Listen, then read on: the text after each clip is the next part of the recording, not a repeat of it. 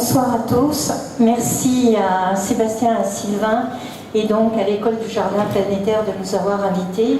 Je vous remercie aussi d'être aussi nombreux parce que ça, pour nous, c'est très très important. Je pense que beaucoup de personnes nous connaissent, mais pour les personnes qui ne nous connaissent pas, je vais faire une très petite présentation. Donc Claude et Lydia Bourguignon, on travaille, nous étions des anciennes personnes, enfin Claude était chercheur à l'INRA et moi j'étais ingénieur agronome donc à l'INRA. Claude travaillait sur la microbiologie des sols et moi je travaillais sur la qualité des aliments de l'homme. Donc vous comprenez Claude était en bas et moi j'étais au-dessus et en fait on essayait de faire le lien. Et dans les années 80, puisqu'on a quitté cet institut en 90, on va faire les 25 ans de l'anniversaire des 25 ans de notre laboratoire. Les années 90, l'écologie, l'environnement, ce qui vous préoccupe ce soir était très très loin d'être dans les esprits, voire extrêmement compliqué et sans se mettre les épaules en avant et vouloir se mettre en avant.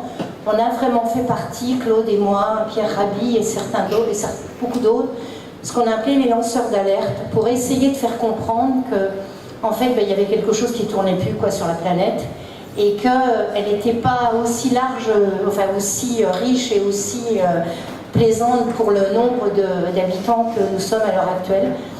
Et on a essayé de dénoncer, et je pense que la conférence, même si on va essayer de donner un message d'espoir, mais je le dis tout de suite au début, il faut prendre conscience que ça ne va pas si bien que ça, que les multinationales sont derrière et que, il faut vraiment se bouger et que même si on fait croire le Grenelle de l'environnement, on fait d'énormes efforts, quand on est sur le terrain, je peux vous assurer que ce n'est pas tout à fait le cas. Donc vraiment, on est dans une position, je pense, d'avoir des actes de résistance pour éviter que, en fait, le profit, ces multinationales, nous croquent tout cru. Donc le début, moi de ma conférence, c'est toujours moi qui met le mauvais point, ce qui ne va pas. Et puis après, on vous dit, et heureusement, il y a des messages d'espoir on peut modifier les sols, on peut repartir en arrière. Par contre, il faut vraiment relever les manches, il faut vraiment se donner le mal et penser différemment. Alors, le sol, pour beaucoup de gens, c'est un support et puis il y en a des épaisseurs, on a l'impression que c'est presque éternel. En fait, le sol, c'est un peu comme nous. On dit qu'il naît, puis après, il est mature, devient adulte, et puis tous les sols, de façon naturelle, si on n'exagère pas, avec un certain temps, en fait, les sols meurent, disparaissent. Le problème de notre époque, de nos époques qui va très très vite, on a accéléré très très vite la mort des sols et on les perd à une vitesse qui est beaucoup trop importante. Je vous donnerai les chiffres après. Le problème du sol, c'est ce que je vous ai dit, c'est un complexe, c'est un milieu qui est organo-minéral. Et pour faire cette attache, en fait, ce sont des attaches électriques, le plus et le moins.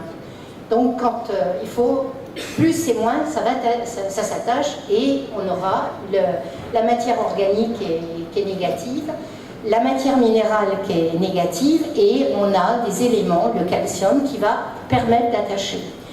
Donc ça, dès que vous avez une perte d'un élément, c'est extrêmement fragile parce que c'est une attache électrique plus-moins. Donc ce qui fait que les sols, c'est pour ça qu'on peut les détruire complètement. Si vous enlevez un plus ou un négatif, vous ne pouvez plus faire ce complexe. Donc il est d'une très très grande fragilité. Donc on peut le détruire. Donc ça, et on s'en prive pas. Et puis une autre chose qui est très très embêtante, c'est que comme c'est un milieu organo-minéral, quand vous le polluez, quand on met une molécule polluante ou un pesticide ou un insecticide ou d'autres choses, en fait il va rentrer dans le complexe organo-minéral, il va pénétrer à l'intérieur. Donc même quand on le retire, quand on arrête d'en balancer sur les sols, en fait là pendant des années, il faudra énormément de temps pour dépolluer. Donc quand un sol est malade, quand un sol est pollué, la dépollution de ce sol est extrêmement longue parce qu'en fait c'est à l'intérieur. Donc on voit que le sol est une vraie fragilité et on ne s'en occupe pas, on en parle très très peu. Il n'y a aucune directive européenne sur le sol. C'est-à-dire qu'on peut mettre n'importe quoi, si vous pouvez acheter le produit, vous pouvez le mettre, on ne vous dira rien, parce qu'il n'y a pas de directive de protection des sols. Et quand on discute avec les députés européens, c'est sous le boisseau. Mais il y a tellement de lobbies de ces grosses multinationales qui ne veulent pas que ça soit signé. Parce que si c'est signé, eh bien pour eux, ça pose un vrai problème pour vendre. Donc on voit bien, et ça c'est une des luttes, nous, sur lesquelles on essaie de voir, d'informer, de demander à des politiques de mettre une directive européenne pour protéger les sols.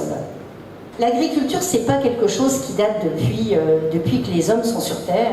Elle n'a commencé, bon, selon les écrits, selon ce que la littérature, on dit entre 6 000 et 10 000 ans. Avant, les hommes étaient itinérants. Ils avaient, donc les hommes chassaient, cueillaient, et c'était les femmes qui cultivaient la terre. Et quand il y avait trop de mauvaises herbes, c'était trop compliqué, en fait ils se déplaçaient. Il y a 6 000 ans, les hommes se sont arrêtés de bouger, ont commencé à construire la cité, à faire des villes, et à ce moment-là, c'est vrai qu'il y a eu un problème énorme, et c'est le problème de tous les agriculteurs à l'heure actuelle, c'est d'essayer de lutter, entre guillemets, contre les mauvaises herbes. On pourrait les appeler différemment, les adventistes. Ces plantes sont indispensables pour comprendre les sols. En fait, ils ont été confrontés à ça, et donc ils ont commencé à travailler le sol. Mais ils travaillaient à la main, avec des outils peu difficiles. Donc en 6 000 ans d'agriculture, l'homme a créé 2 milliards d'hectares de désert. Mais nous, en un siècle, on en a fait 1 milliard. Et là, dans les 100 dernières années, on met la pédale, on est à la 5e ou 6e vitesse. Donc il y a une vraie question à se poser. L'érosion des sols, alors qu'est-ce que c'est que l'érosion? C'est vraiment le moment où les sols meurent. Et c'est ce qu'on voit, c'est ce que vous voyez. Il y a toute la dégradation biologique, les dégradations beaucoup plus sournoises qu'on ne voit pas. Mais tout ce que l'on voit à l'heure actuelle, c'est-à-dire, je vais vous parler d'érosion éolienne, quand on a de la terre dans l'air, ou l'érosion électrique, eh bien c'est ce que l'on voit à l'heure actuelle. Donc l'érosion des sols responsables, soit par l'eau, soit par l'air, c'est 4 millions d'hectares par an. Et il y a une érosion que le monde ne comprend pas, et on va aussi expliquer, c'est l'érosion des sols, la perte des sols due à l'irrigation. On demande, tous les agriculteurs du monde entier demandent à irriguer leur sol. Parce qu'ils n'ont pas assez d'eau, parce que ça ne marche pas, parce qu'il y a toujours quelque chose. Et l'irrigation est responsable de 8 millions d'hectares par an de désertification de sol. Les sols se salinisent et on ne peut plus cultiver. Donc le total, vous arrivez à 12 millions d'hectares par an de sol qui n'est plus voué à l'agriculture, et qui donc ne peut pas nourrir les hommes. Donc c'est vrai qu'on entend sans arrêt que, il y a énormément de gens mal nourris avec des problèmes de malnutrition, mais on a un comportement qui est absolument suicidaire si on ne change pas la donne.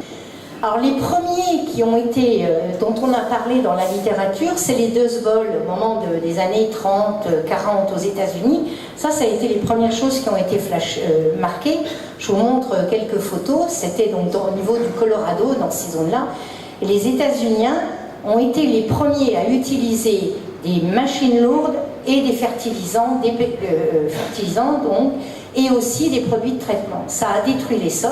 En détruisant les sols, il y a eu des vents importants, et à ce moment-là, toute la terre est partie, et ces gens du Colorado sont partis faire une diaspora extrêmement importante en Californie. Là, on est en France. Là, c'est une culture de blé d'hiver. Vous voyez, il n'y en a pas beaucoup. Puis là, le voisin, il va attendre une culture de printemps, donc il est obligé d'attendre, il va labourer son sol, il n'y a plus. On a la même pluviométrie de chaque côté. Regardez toute la bourre qui est en train de descendre. Là, c'est une ravine qui s'est créée au contact des deux. Là, ça n'a pas bougé. Là, ça a bougé. On peut peut-être se poser la question, pourquoi dans un cas, les racines tiennent le sol et que ça bouge quasiment pas, puis de l'autre côté, l'agriculteur, il perd une bonne partie de son sol. On essaie de voir comment fonctionne un milieu forestier ou naturel, comment ça fonctionne avec sa pluviométrie, avec sa sécheresse, avec son climat, comment ça fonctionne sans qu'il y ait destruction de terre et d'essayer de l'adapter à l'agriculture. Si on faisait ce chemin-là, je pense si et les politiques étaient sur ce chemin-là, on aurait certainement beaucoup moins de problèmes. Alors, des chiffres qui sont quand même importants. Dans le monde, 277 millions d'hectares sont irrigués. Et en France, on a augmenté entre 1970 et 2010 330% de la surface irriguée. Comment on peut imaginer ça? On peut toujours dire c'est parce qu'il ne pleut pas assez. Mais en fait, depuis la nuit des temps, des zones de sécheresse, on en a eu. Si on prend 6000 landes d'agriculture, on peut se dire que les hommes ont souffert plusieurs fois des problèmes de sécheresse qu'on annonce, de réchauffement climatique ou de pluies extrêmement violentes qui n'ont pas provoqué ces dégâts. Il y a vraiment un problème de cela. Alors, c'est aussi parce qu'on est dans cette situation à l'heure actuelle, c'est grâce ou contre ou à cause de la PAC ou des subventions qu'on donne aux agriculteurs. En fait, on va les inciter à faire des cultures qui sont subventionnées, et on en parlera tout à l'heure. On a absolument oublié la vocation des sols. Et par exemple, l'île de la Réunion, c'est pas une île, on va dire, au sens agricole pour une production de blé et de bêtes. Par contre, l'île de la Réunion, autrefois, faisait des parfums, faisait du vétiver, faisait du géranium, faisait de la vanille. Et en fait, au nom de je ne sais quoi, pourquoi on a changé ce patrimoine et cette richesse qu'avait cette île? Et nous, on est venu travailler en 1996 sur le problème du géraniol. Il y a donc 20 ans, il y avait des problèmes énormes parce qu'on avait amené des variétés nouvelles qui concentraient moins des engrais chimiques. Et en fait, on avait des réflexions de gens qui produisaient du géranium en disant on ne veut plus nous l'acheter parce que la Chine est concurrentielle et fait du géranium. S'il y a des gens dans la salle qui avaient de la famille qui en produisaient et qui nous ont vu travailler à cette époque-là, je ne sais pas, c'était 2 fois plus cher, quasiment 2 fois plus cher à l'île de la Réunion qu'en Chine. Mais quand c'est de la qualité, et je pense que tout le monde serait prêt, si c'est un produit de qualité, qui a du goût, quand on sait comment ça a été fait, les gens seront prêts à payer le prix. Mais là, les gens nous disaient, elle n'est pas meilleure que la Chine, elle est 2 fois moins chère, c'est le marché chinois qui a pris la place. Et puis c'est pas que pour l'île de la Réunion, c'est un peu partout pareil. Donc on a oublié la notion de vocation des sols. Alors ce que je vous disais, ça c'est les chiffres pour la métropole, on a perdu 62% de nos agriculteurs entre 1950 et 2010. Si on veut revenir à faire une agriculture qui soit respectueuse des sols, je dis bien qui soit durable et qui nourrisse, il faut que des gens reviennent à l'agriculture. On tue la vie dans les sols. Vos sols, ils sont tous riches. Bon, vous avez tous vu des vers de terre, des cloportes, quand le sol est vivant. Mais ça, c'est ce qui est le plus gros à voir. En fait, on a une faune qui est microscopique dans le sol et qui va travailler. Et on les a tués, on a tué cette vie, puisque c'est pour ça que nous on dit le sol il est vivant, il héberge la vie, par 3 choses. Les engrais, ça a été la première, et dans tous les pays du monde, vous allez même en Afrique, le petit producteur, qu'est-ce qu'il veut? Il veut des engrais. On lui dit qu'avec les engrais, il va augmenter les rendements, les engins trop lourds, les tracteurs qui sont de plus en plus pesants, et l'irrigation. Et ça, en fait, ça va accélérer l'irrigation. On irrigue quand il fait chaud. Les engins, c'est lourd, vous comprenez qu'on compresse le sol. Les engrais, ça va détruire cette faune. En fait, ça va minéraliser. Ça va minéraliser la matière organique. C'est-à-dire, vous allez la perdre. Au lieu de la stocker, elle va être perdue. Et cette matière organique, elle est indispensable pour les vers de terre, pour les colamboles, pour les acariens, pour les cloportes, pour toute cette faune. Vous avez plus cette faune, qu'est-ce qui va se passer? Le sol, cette faune, elle se déplace, vous allez voir, on a un petit film là-dessus, elle se déplace à la surface du sol, et en fait, elle fait des galeries. En se déplaçant, il faut qu'elle fasse un trou. Donc, on dit qu'elle rend le sol couscous, comme une éponge, poreux. S'il est poreux, il y a 2 choses qui vont se passer, l'oxygène va rentrer, et surtout l'eau va rentrer.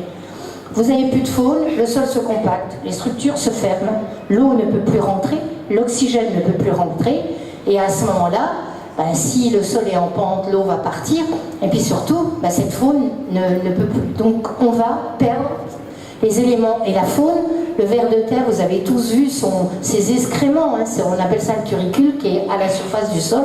Et bien dans ces turricules, il y a tous les éléments, le calcium, le phosphore, le potassium, tous les éléments dont ont besoin la faune et la plante pour pousser. Vous avez perdu tout ça, vous allez passer au stade chimique. C'est-à-dire que comme il n'y a plus cette faune, tous les éléments vont descendre dans le profil. Ils vont descendre dans la nappe phréatique, et là, l'agriculteur, on va commencer à parler de ses dégâts et l'accuser de pollueur. On lui dit « Oh là là, vos nappes phréatiques sont bourrées de nitrates, vous vous rendez pas compte et tout. » Mais oui, mais parce que c'est que la faune ne les remonte pas, donc vous les perdez. Et en les perdant, vous ne perdez pas que des nitrates, vous avez augmentation des produits, des résidus de pesticides et de produits de traitement. 90% des cours d'eau de la métropole sont pollués par soit des pesticides, soit des résidus de ces produits. Et ça, quand vous la buvez ou les poissons le prennent, ben, c'est pas très très bien. Alors, quand on a perdu ces éléments, il y en a un enfin plusieurs, mais un dont on parle beaucoup, c'est le calcium. Le calcium, il a 2 charges positives, et au début, je vous ai dit que le sol, c'était un complexe argilo-humique. Donc vous perdez le calcium il a 2 charges positives. Imaginez qu'il ait 2 bras. Avec un bras, il attire, il retient la matière organique qui est négative, moins. De l'autre bras, il retient l'argile qui est négative. Donc il fait le complexe argilo-humique. Il n'y a plus de calcium, eh bien, la matière organique a été consommée par les engrais, les engins trop lourds. Ben, qu'est-ce que fait ? L'argile n'est pas retenue, ben vous la retrouvez dans votre rivière. Donc tout le travail, c'est de remonter petit à petit pour qu'on puisse avoir... Alors je vais vous expliquer, voilà, le complexe argilo-humique, ça se fait comme ça. Donc on a l'humus qui est négative, les argiles qui sont négatives. Hein. Donc c'est les plantes, avec la faune, quand vous faites votre compost, vous faites votre humus. Hein, c'est les plantes, la faune qui va vous faire votre humus. Les argiles, c'est les racines en profondeur qui, au contact, vont détruire, grâce aux acides, vont changer la pierre en argile. Et ça fait un élément négatif. Si vous ne faites rien, le moins par moins, c'est le problème de l'électricité, hein, s'il y a des électriciens, ils le savent, pour qu'on puisse faire une cohésion, il faut qu'il y en ait un plus et un moins. Dans le sol, vous avez du calcium, du fer, mais vous avez aussi du magnésium, avec 2 charges positives. Donc quand on a ça, ça va se rapprocher et on fait le complexe argilo-humique. Si vous avez perdu ça, vous n'avez plus vos éléments, et bien c'est les argiles qui vont se mettre en suspension dans l'eau. Si le terrain est en pente, vont glisser et vous allez le retrouver dans les rivières. Donc tout le travail, c'est de remettre ça en place. Et c'est Claude qui va reprendre la place pour vous expliquer.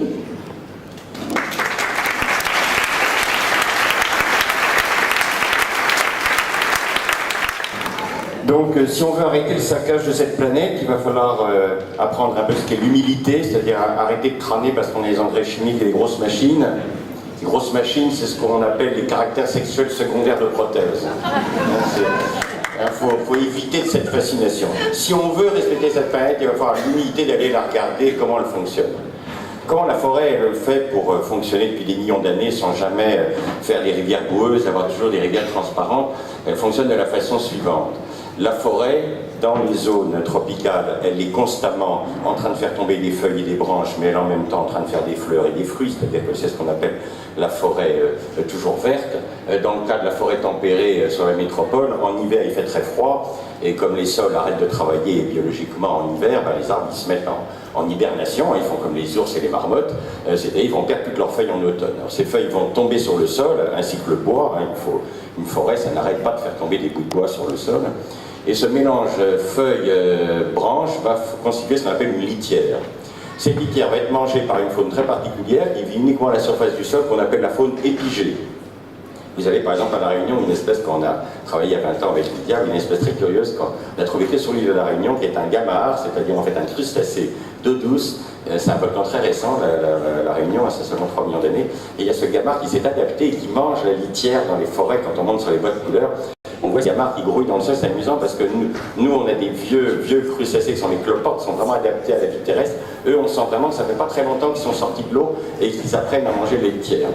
Alors, cette faune épigée, épi en grec au-dessus, et G, la déesse G, la déesse de la Terre, qui a fait géographie, géologie.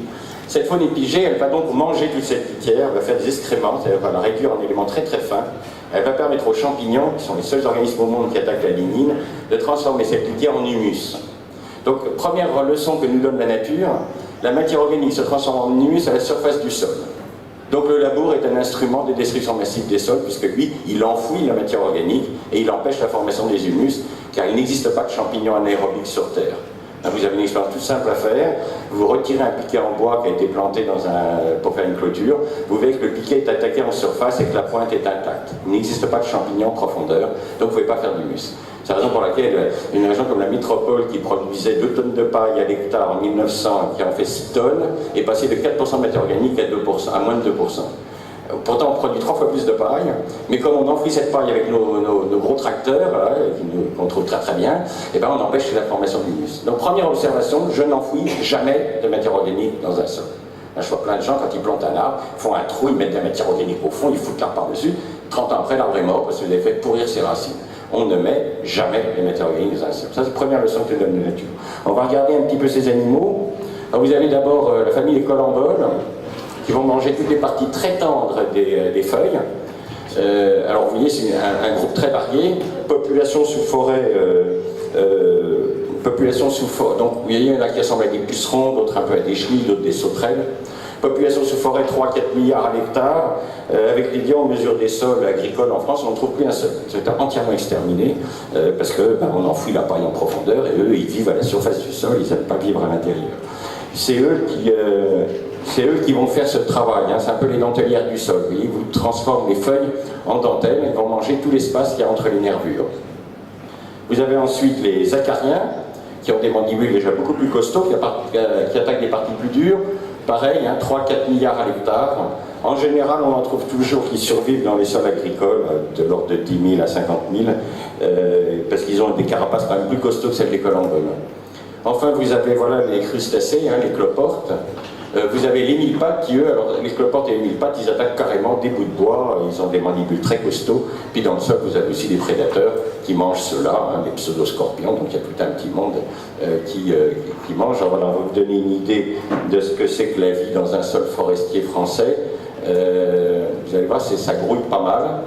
Vous voyez, c'est assez actif.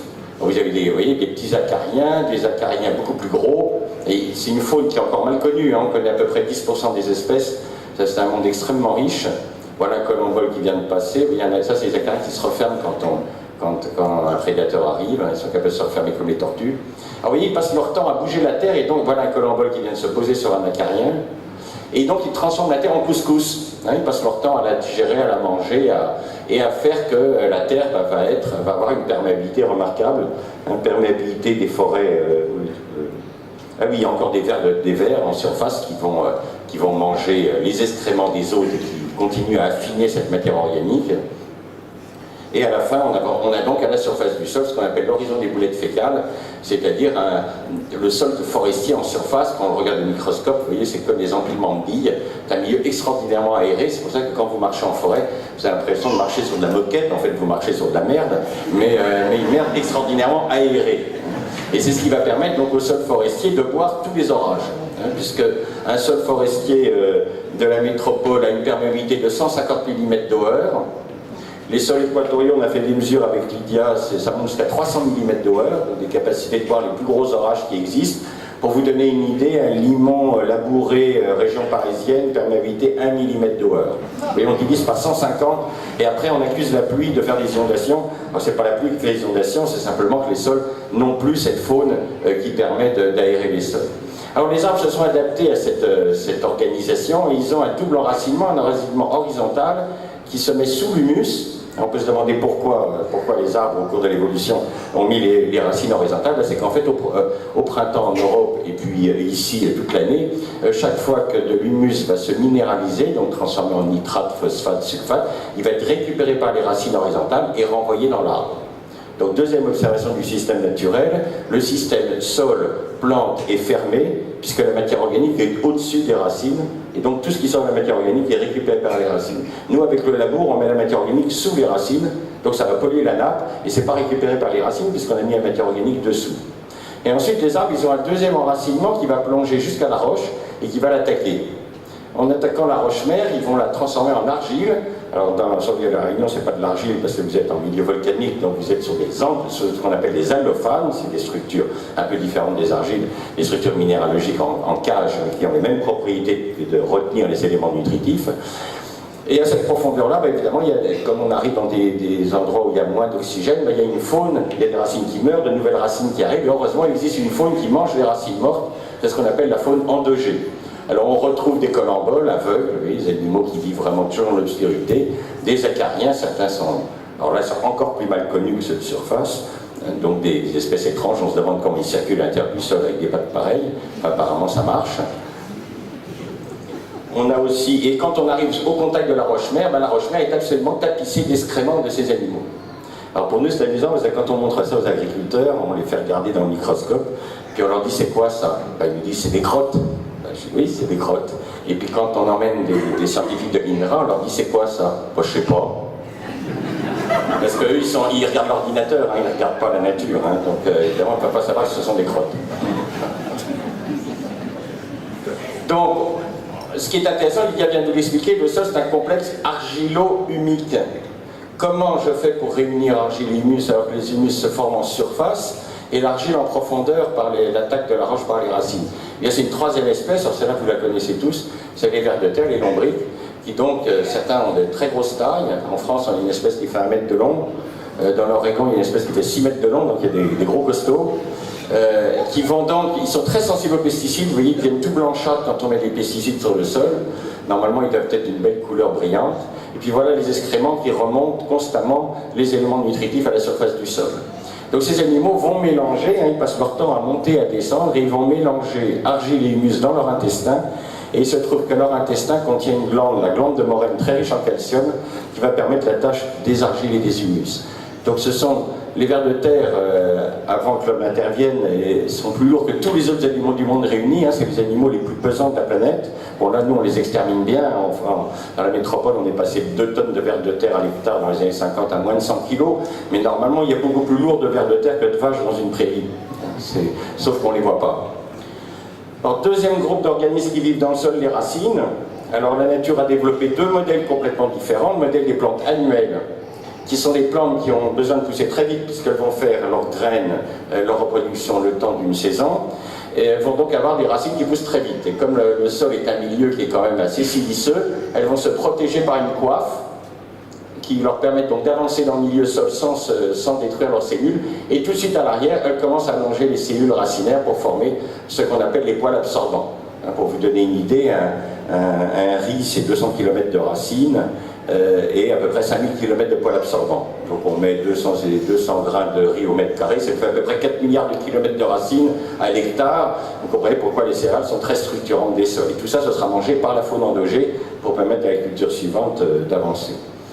Ensuite, il y a un deuxième choix, c'est les arbres, les plantes pérennes qui, elles, n'ont pas de poils absorbants et qui vivent donc en association avec des mycorhizes. Alors voilà une racine d'arbre avec ses mycorhizes, vous voyez, ça fait un manchon de champignon au bout de la racine de l'arbre, et le mycélium du champignon va faire l'équivalent du poil absorbant, il va venir chercher la nourriture dans le complexe argilo-humique. Alors c'est une symbiose, l'arbre donne du sucre au champignon, et le champignon va lui chercher la nourriture. Alors ça permet aux arbres de coloniser des milieux extrêmement argileux. Voilà par exemple des racines de vigne dans un sol à plus de 75% d'argile, là où un blé ne pourrait pas rentrer, ou une céréale ne pourrait pas rentrer, l'arbre il a le temps, il est patient, et il y va avec ses mycorhizes, il est capable on dit que ce sont des plantes pionnières, ils sont capables de restaurer les sols les plus ruinés de la planète. Troisième organisme du sol, les microbes. Alors ceux-là on ne les voit pas du tout, il faut un microscope pour les voir. Et leur travail, ça va être de rendre les éléments assimilables aux plantes. Les plantes sont incapables de manger dans le sol, c'est les microbes qui leur donnent à manger. Et pour pouvoir donner à manger aux plantes, qu'est-ce qu'ils font? Les microbes, ils vont rendre les éléments solubles. Si un élément n'est pas soluble dans l'eau, comme la plante absorbe de l'eau par ses racines, la plante ne peut pas le manger. Pour qu'il puisse transformer, fixer l'oxygène, il faut que le sol soit comment? Aéré. Qui aère le sol? La faune. Et c'est comme ça que les marchands d'engrais ont ruiné les agriculteurs. Ils ont balancé des engrais qui ont brûlé la matière organique, ils ont tué la faune, plus d'aération, plus de production de nitrate, de phosphate, et ils sont arrivés à la gueule en farinant, les agriculteurs, nous on va vous vendre du nitrate, du phosphate, du sulfate, sauf que celui des microbes était gratuit, alors que celui-là, évidemment, il est payant. Et c'est comme ça qu'on a ruiné le monde agricole, c'est en leur se gardant bien de leur expliquer comment fonctionne un sol et comment on peut nourrir. Alors en plus, on vous raconte plein d'histoires, on vous raconte que c'est pas d'engrais chimiques, on est tous morts de faim, c'est un énorme mensonge, parce qu'il se trouve que les plantes, l'essentiel de leurs aliments, c'est pas dans le sol qu'elles le prennent, c'est dans l'air. Les plantes sont des organismes très différents de nous. Si vous voulez comparer des plantes à des mammifères, les plantes, c'est des mammifères qui ont la tête plongée dans le sol et puis les organes sexuels et l'estomac à l'extérieur. Et ils ne fonctionnent pas comme nous. L'estomac d'une plante, c'est sa feuille. Avec sa feuille, elle va être capable de récupérer 3 atomes, le carbone, l'oxygène et l'hydrogène, qui font 94% du poids de la plante, grâce à une réaction qui s'appelle la photosynthèse. Quand on vous raconte que sans engrais on ne peut pas manger, il faut arrêter de mentir aux gens. 94% des plantes, c'est le soleil. Et en plus, vous avez la chance d'être en pays tropical, où la photosynthèse est beaucoup plus performante que chez nous. Nous, on a des plantes en C3, vous avez des plantes en C4, et c'est dans les pays tropicaux qu'il y a plus de gens qui crèvent de faim. C'est des scandales politiques, ça n'a rien à voir avec des problèmes d'économie, c'est des problèmes de scandales politiques, mais c'est pas, si on laisse les paysans tropicaux bien gérer leurs terres, ils mangeront.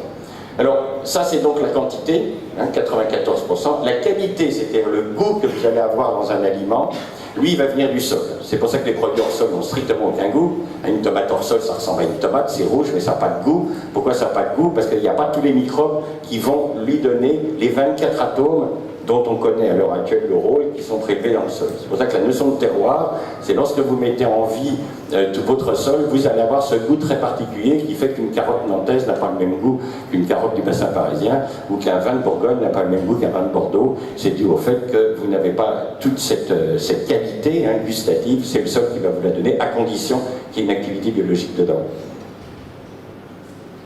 Alors comment réparer les sols détruits? Bien, ce qu'il faut essayer de faire comprendre depuis 30 ans aux agriculteurs, c'est que ce n'est pas d'engrais chimiques dont ont besoin les sols, c'est de matière organique. Le fuel, le carbone, c'est le fuel des microbes, et les microbes, ils ont besoin de matière organique pour travailler et pour pouvoir vous donner tous les oligo-éléments dont vous avez besoin et tous les goûts. Donc pour ça, on peut soit apporter directement, on peut mulcher le sol, c'est-à-dire on met une couverture de paille pour qu'il ne subisse pas la chaleur du soleil et le choc de la pluie. On peut utiliser le bois raméal fragmenté, c'est-à-dire le bois de taille des haies, le bois de taille des arbres fruitiers, le bois de taille des vignes, etc., qu'on met sur le sol en le broyant.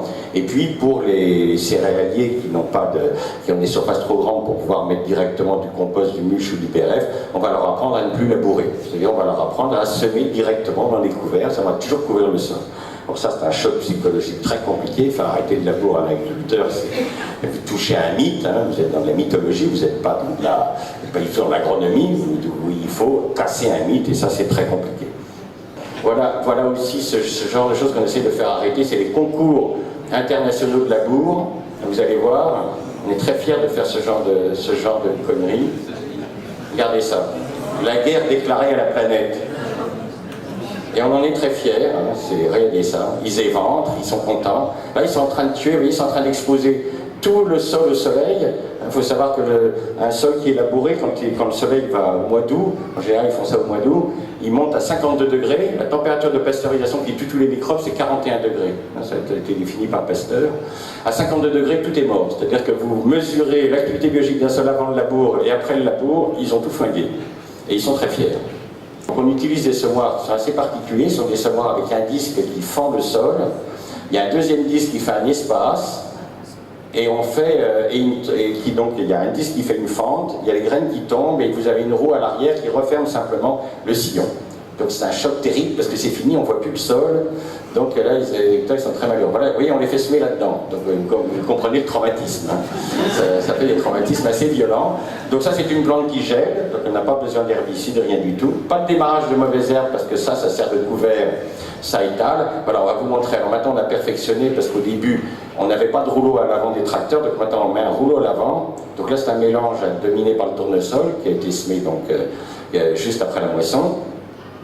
Et on sème, vous voyez, donc vous avez le rouleau à l'avant qui écrase le couvert, et derrière on sème.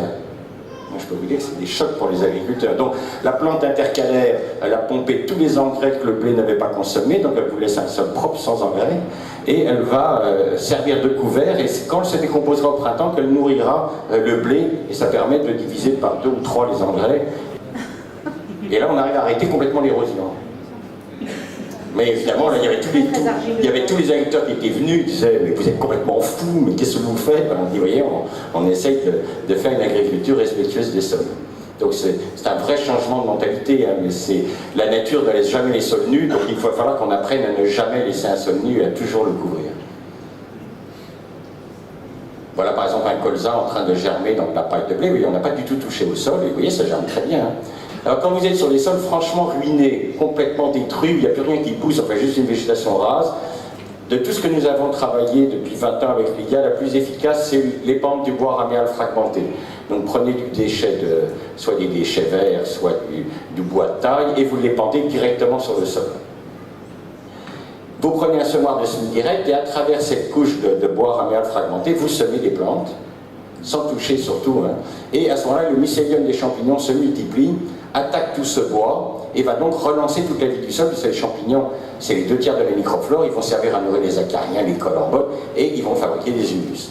Donc on n'hésite pas, hein, on va jusqu'à 8 cm pour des sols terribilisés d'Afrique qui sont très esquintés, où il n'y a plus rien qui pousse, on met carrément des couches épaisses, et vous voyez les plantes qu'on a semées, qui sont en train de pousser, sur un terrain où il y a, là on est sur une zone dans la Causse en France, où il y a, dans la métropole, où il n'y a plus d'agriculture depuis 150 ans. Puis bien on a entièrement reverdi le Causse. Alors là il y a une route, les agriculteurs s'arrêtaient, ils n'avaient jamais eu ça de leur vie, ils n'avaient jamais vu pousser, pour eux c'est des terres mortes. Et donc ils ont commencé à raconter qu'on avait amené des OGM des États-Unis, qu'on avait un produit miracle, enfin ils ont fantasmé comme des malades. Alors voilà une autre grosse catastrophe écologique, pas loin de chez vous, c'est Madagascar. Donc une île qui était entièrement couverte de forêt, et qui a une érosion tout à fait particulière qu'on appelle l'érosion en lavaque, avec carrément, on a l'impression qu'il y a des pelleteuses qui arrachent les collines, et les rivières qui sont des rivières chocolat, tellement il y a de terre dedans.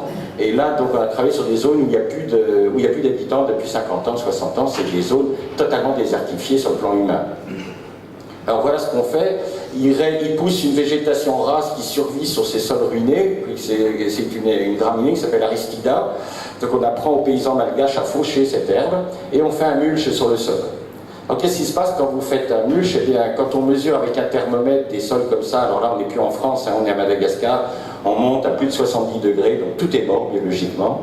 Le simple fait de faire un mulch, le sol ne dépasse pas 28 degrés en température, immédiatement l'activité biologique repart, et vous pouvez faire du riz, vous voyez même sur des zones en pente, donc c'est du riz pluvial, hein, c'est pas du riz irrigué, on fait du riz pluvial dans des zones où les agronomes considèrent que c'est fini, on ne peut plus rien faire pousser.